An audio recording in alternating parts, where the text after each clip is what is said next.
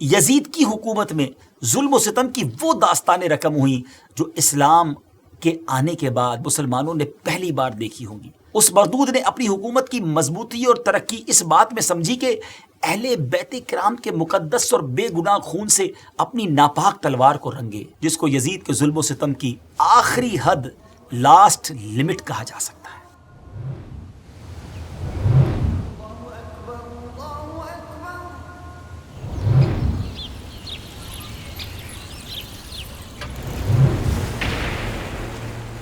السلام علیکم ورحمۃ اللہ وبرکاتہ۔ ناظرین، ایک بار پھر قیامت کی نشانیاں ایپیسوڈ لے کر حاضر ہیں، اور جس میں ہم نے آج ایک بڑی یونیک قیامت کی نشانی پر بات کرنی ہے۔ آج کا ٹاپک سیڈ ضرور ہے، غمناک ہے، مگر ایک نئی معلومات آپ کو ملے گی۔ سب سے پہلے میں آپ کو یہ بتاتا ہوں کہ قیامت کی نشانیوں کو 3 قسموں میں تقسیم کیا جاتا ہے۔ There are 3 types of signs of قیامہ۔ نمبر 1، پہلی وہ نشانیاں جو ظاہر ہو کر ختم ہو گئی، انہیں علامات بعیدہ کہا جاتا ہے، وہ آلریڈی کمپلیٹ ہو گئیں اور ختم بھی ہو گئیں۔ دوسری نشانیاں وہ ہیں جو ظاہر ہو کر ختم نہیں ہوئی بلکہ وہ کنٹینیو چلتی آ رہی ہیں۔ اور تیسری نشانیاں وہ ہیں جو قیامت کے بالکل قریب ہوں گی اور ان کے مکمل ہونے کے بعد قیامت آ جائے گی۔ جی ہاں، یہ وہ نشانیاں ہیں کہ جیسی وہ کمپلیٹ ہوں گی قیامت آ جائے گی۔ آج کی پروگرام میں بیان ہونے والا جو کانٹینٹ ہے اور جو سچویشن ہے وہ یقیناً بہت سارے عاشقان اہل بیت کے لیے غمناک ہے، لیکن اس سے پہلے ہم آپ کو نبی پاک علیہ الصلوۃ والسلام کا ایک بہت ہی پیارا فرمان سناتے ہیں۔ میرے آقا علیہ الصلوۃ والسلام نے ارشاد فرمایا کہ یہودیوں نے ایک دن میں 45 نبیوں اور 170 صالحین کو قتل کر دیا تھا جو ان کو اچھی باتوں کا حکم دیا کرتے تھے۔ مزید یہ کہ اللہ پاک کے مشہور نبی جن کا ذکر قرآن پاک میں بھی موجود ہے، میری مراد حضرت یحییٰ علیہ نبینا علیہ الصلوۃ والسلام ہے، ان کا واقعہ کچھ اس طرح ہے کہ دمشق کے بادشاہ حداد بن حدار نے اپنی بیوی کو 3 بار ڈائیورس دے دی، 3 بار طلاق دے دی تھی۔ پھر وہ چاہتا تھا کہ بغیر کسی شرعی طریقے کے وہ اس کو دوبارہ بیوی بنا لے، تو حضرت یحییٰ علیہ نبینا علیہ الصلوۃ والسلام سے فتویٰ طلب کیا، تو آپ نے فرمایا کہ وہ تو اب تم پر حرام ہو چکی ہے۔ تو اس کی وائف کو یہ بات بہت سخت ناگوار گزری اور وہ حضرت یحییٰ علیہ الصلوۃ والسلام کے قتل کے درپے ہو گئی۔ چنانچہ اس نے بادشاہ کو مجبور کر کے قتل کی اجازت حاصل کر لی، اور جبکہ وہ مسجد جبرون میں نماز پڑھ رہے تھے تو بحالت سجدہ حضرت یحییٰ علیہ الصلوۃ والسلام کو قتل کر دیا گیا۔ جی ہاں ناظرین، اللہ کے نبی کا قتل کیا گیا اور ایک تشت میں ان کا سر مبارک اپنے سامنے منگوایا گیا، مگر اللہ کی شان دیکھیں کہ وہ کٹا ہوا سر بھی گویا یہ پکارتا رہا اور حق بات کا اعلان کرتا رہا کہ بادشاہ کے لیے یہ بیوی حلال نہیں ہے۔ اور اسی حالت میں اس عورت پر خدا کا یہ عذاب نازل ہو گیا کہ وہ عورت سر مبارک کے ساتھ ہی زمین میں دھس گئی۔ ہماری امت سے پہلے بھی ایسے لوگ تھے جو اللہ کے مقرب بلکہ انبیاء کو شہید کرنے سے بھی نہ ڈرے۔ اس طرح ہماری امت میں بھی ایسا ہی ایک شخص آیا جس نے نبی کے گھرانے میں سے کئی عظیم ہستیوں کو مرڈر کیا، معاذ اللہ شہید کر دیا گیا۔ اس کو ہم ڈیٹیل سے بیان کریں گے، تو اسٹارٹ لیتے ہیں۔ ڈیئر ویورز، جیسا کہ ہم نے آپ کو بتایا تھا کہ قیامت کی پہلی قسم میں وہ نشانیاں ہیں جو ظاہر ہو کر ختم ہو گئی ہیں۔ ان میں علماء نے سب سے پہلے نبی پاک علیہ الصلوۃ والسلام کے وصال ظاہری کو شامل کیا ہے، کیونکہ نبی پاک علیہ الصلوۃ والسلام اللہ عز و جل کے آخری نبی اور رسول ہیں۔ اس کے بعد کوئی نبی کوئی رسول نہیں آئے گا، اس لیے اب یہ ایک طرح سے دنیا اینڈ کی طرف سفر شروع کر چکی ہے۔ پھر جو پیارے آقا علیہ الصلوۃ والسلام نے اپنی زبان مقدس سے غیب کی خبریں دیتے ہوئے جو قیامت کی نشانیاں بیان فرمائی تھیں، ان کی لسٹ تو بہت لمبی ہے، بہت طویل ہے۔ ان میں سے کئی نشانیوں کو علماء نے پہلی قسم میں داخل کیا، مثلا حضرت امیر المومنین سیدنا عمر رضی اللہ تعالیٰ عنہ کی شہادت، امیر المومنین سیدنا عثمان غنی رضی اللہ تعالیٰ عنہ کی شہادت، اور مسلمانوں کے درمیان ہونے والی جنگیں، خوارج سے جنگ، حضرت امام حسن رضی اللہ تعالیٰ عنہ کا حضرت امیر معاویہ رضی اللہ تعالیٰ عنہ کے لیے خلافت سے دستبردار ہونا، بنو امیہ کی حکومت اور امام حسین رضی اللہ تعالیٰ عنہ کی شہادت، یہ سب نشانیاں پہلی قسم میں شامل کی گئی ہیں۔ بنو امیہ جو تھے، ان میں یزید پلید اور اس کے بعد جن حکمرانوں کے دور میں بڑے بڑے فتنے ظاہر ہوئے، ان کے دور حکومت کو اگر ظلم کی کالی رات کہا جائے تو پھر بھی غلط نہ ہوگا۔ جیسے ظلم بھری رات کاٹنا یعنی کمپلیٹ کرنا مشکل ہو جاتا ہے، اس طرح ان ظالموں کا دور حکومت اسلام اور مسلمانوں پر بہت مشکل اور فتنوں میں گھرا ہوا تھا۔ یزید کی حکومت میں ظلم و ستم کی وہ داستانیں رقم ہوئیں جو اسلام کے آنے کے بعد مسلمانوں نے پہلی بار دیکھی ہوں گی۔ یہ ہجرت کا 60th ایئر تھا، 60واں سال تھا، اور رجب کا مہینہ تھا جب بدبخت یزید پلید تخت سلطنت پر بیٹھا۔ اس مردود نے اپنی حکومت کی مضبوطی اور ترقی اس بات میں سمجھی کہ اہل بیت کرام کے مقدس اور بے گناہ خون سے اپنی ناپاک تلوار کو رنگے۔ اس بدبخت نے پہلا حملہ سیدنا امام حسن رضی اللہ تعالیٰ عنہ پر کیا، اور آپ کی وائف جس کا نام جعدہ تھا اس کو یزید نے یہ کہہ کر بہکایا اور لالچ دی کہ اگر تو زہر دے کر امام حسن کا کام تمام کر دے گی تو میں تجھ سے نکاح کر لوں گا اور تجھے بہت سا مال دوں گا۔ وہ بدبخت عورت، لالچی عورت، بادشاہ کی وائف بننے کے لالچ میں، بادشاہ کی زوجہ بننے کے لالچ میں حضرت امام حسن جو کہ نواسۂ رسول ہیں، جو جوانان جنت کے سردار ہیں، ان کا ساتھ چھوڑ کر جہنم کی راہ پر چل پڑی۔ کئی بار اس نے آپ رضی اللہ تعالیٰ عنہ کو زہر دیا مگر کچھ اثر نہ ہوا۔ پھر ایک سخت اور تیز زہر دیا، یہاں تک کہ مصطفیٰ علیہ الصلوۃ والسلام کے لاڈلے نواسے کی پیٹ کی انتڑیاں ٹکڑے ٹکڑے ہو کر نکلنے لگیں۔ یہ بے چین کرنے والی خبر جب حضرت امام حسین رضی اللہ تعالیٰ عنہ نے سنی اور اپنے پیارے بھائی کے پاس حاضر ہوئے،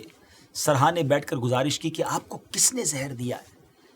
فرمایا اگر وہ ہے جو میرے خیال میں ہے تو اللہ بڑا بدلہ لینے والا ہے، اور اگر نہیں تو میں بے گناہ سے بدلہ نہیں چاہتا۔ اللہ اکبر۔ آپ نے نام نہیں بتایا۔ امام حسن نے یہ بھی ارشاد فرمایا کہ بھائی، لوگ ہم سے یہ امید رکھتے ہیں کہ روز قیامت ہم ان کی شفاعت فرما کر ان کے کام آئیں، اور نہ یہ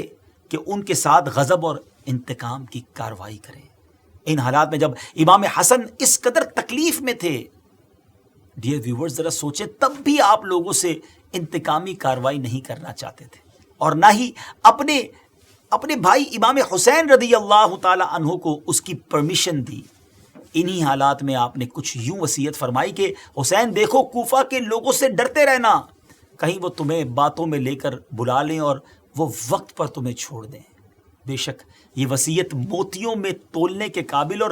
دل پر لکھے جانے کے لائق تھی، مگر اس ہونی کو کون روک سکتا ہے؟ اور ناظرین یہی تو ہوا کہ امام حسن نے امام حسین عالی مقام کو ارشاد فرمایا، اور جس کے بعد واقعہ کربلا پیش آیا،